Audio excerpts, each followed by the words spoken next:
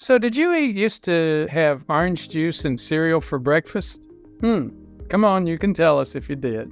Or do you know somebody that's still doing that? Take a look.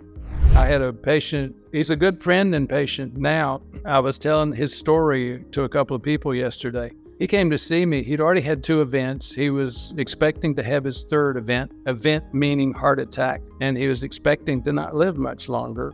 As we began to talk, we looked through his labs, and sure enough, his blood sugar on challenge was at 300. That's not a good thing. And no wonder he had already had 2 heart attacks. And guess what he had for breakfast? Apple juice. 2 large glasses of orange juice with 2 large bowls of cereal. And he kept saying, yeah, that's orange juice is healthy. And this is good cereal. It's a healthy cereal too. And it's like, oh my gosh, your blood sugar goes up to 300 and your breakfast every morning gives you a lot more sugar than you got with this glucose test. So your blood sugar's cranking up to 300 or more every morning to start the day. And instead of coming back down in an hour or 2, it's just staying up there until you eat something else. So after arguing with me, I walked away from that evaluation thinking, this guy's not getting it. Going to be a problem. Sure enough, he listened, he turned around, he stopped, he really dropped his carbs. And without trying, he lost 40 pounds over the next 6 months. People kept saying, dang, he looks good. Have you seen Mark? He looks great. And so what are we, 6 years later, and he's not had an event, and he's feeling wonderful. Well, and I think that that's something that people really, I think the glucose monitor, the continuous glucose monitor is one of the best tools that we can offer anyone. And I myself have been wearing one and am shocked at times with the results, with when you add HIIT exercise with it, what it does to that. And I think if people would have been given that early on in their lives, they would have learned a lot about their body. They try to give these carte blanche responses to this diet, this diet, this diet. Well, those never work for everybody. So everyone's specific and everyone's an individual. Everyone's body works differently. So why not give everyone a glucose monitor so they can learn that? It would make sense, wouldn't it? Have I already complained about the FDA today? I think I did. A little bit. You could go more. They're a great organization. They got an impossible job. I would do it very differently. A lot of stuff very differently. One of them is I would never have restricted Libre or the other continuous glucose monitors by saying you have to have a prescription. So I've advertised that for years, ever since it came out, that we'll be more than happy to write a script for you to get continuous glucose monitoring. Because, can you imagine going 60 years and not knowing what the food that you eat does to your blood sugar? Not even.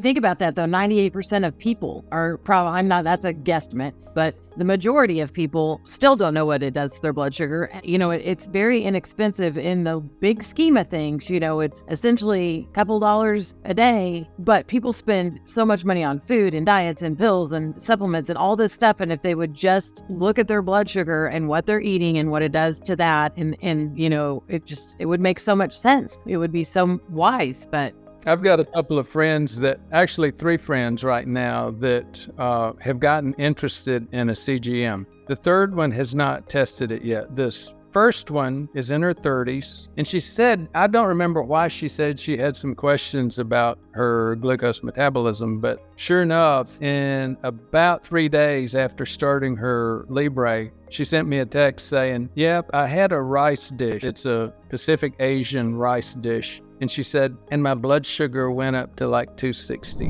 Well, although that's not good, it's a heck of a lot better than that happening every time you eat that rice dish and you not knowing.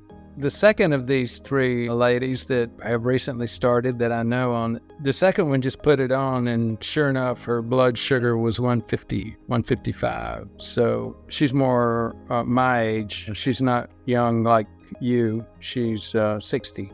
I'm 53. I'm not that. There you go. So it's a surprise. It's much, much better to know than not. Because you know what? You can take every bit of that risk off the table. You can keep the lining of your arteries very clean and healthy. And that is the goal. So Melissa, again, the member that's made a few comments about Ezekiel bread, said she loves it. It's very tasty. cannot stand the taste of other breads after eating Ezekiel bread. So yes, it's just been over the past few years that a lot of these breads that are keto friendly, low carb friendly, have started becoming available. There's some breads, some of the keto breads are made with flours other than low carb flour. Right. Yeah, like arrowroot flour, or I think it was arrowroot, and the other one I think was almond flour. Almond and coconut. They have a lot of different flours. Yeah. And then there was, as we're talking about today, then there's the sprouted breads. Looking to improve your health and add decades to your life? Join me in the PrevMed team December 1st and 2nd in Tampa, St. Pete for the Heart and Stroke Prevention event. This is an event, not just a conference. You'll not only learn how to prevent heart attack and stroke using my battle-tested methods, you'll also access accurate, predictive testing that the majority of physicians never use because they don't know how. All you need to do is click the link below this video or simply go to PrevMedHealthTampa.com to sign up. Hope to hear from you. Thanks.